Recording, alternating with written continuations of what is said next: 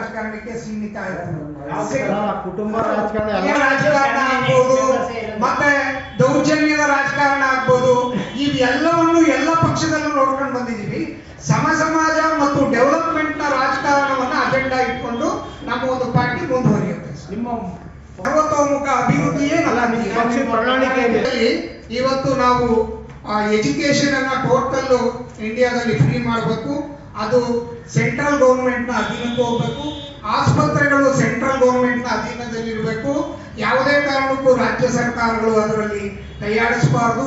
ಯಾಕಂತಂದ್ರೆ ಅದಕ್ಕೆ ಅಂತೇಳಿ ಕೇಂದ್ರದಿಂದ ಬಜೆಟ್ ಮೀಸಲಾಗಬೇಕು.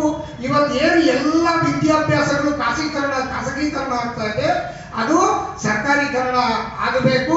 ಸರ್ಕಾರದ ಅಡಿಯಲ್ಲಿ ನಡಿಬೇಕು. ಪ್ರತಿಯೊಬ್ಬನಿಗೂ ಭಗವಂತ ಯಾರಿಗೆ ಏನ್ ಟ್ಯಾಲೆಂಟ್ ಕೊಟ್ಟಿದ್ದಾನೆ ಆ ಟ್ಯಾಲೆಂಟಿಗೆ ಒಂದು ಏನು ಪ್ರಾತಿನಿಧ್ಯತೆ ದೊರಕುವಂತ ಕೆಲಸ ಈ ಒಂದು ಪಕ್ಷದಿಂದ ನಾವು ಮಾಡಬೇಕು ಅನ್ನೋ ಉದ್ದೇಶ ಇದೆ. ಬಡವನಾಗಿ ಹುಟ್ಟಿದವನು ಆರೋಗ್ಯ ಪಡೆಯಬಾರದು ಅಂತ ಏನು ಇಲ್ಲ. ಬಡವನಾಗಿ ಹುಟ್ಟಿದವನು ತಪ್ಪಲ್ಲ.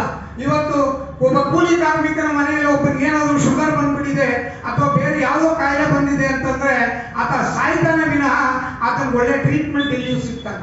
ಹಾಗಾದ್ರೆ ಆತ ಭಾರತದಲ್ಲಿ ಹುಟ್ಟಿದ ತಪ್ಪ?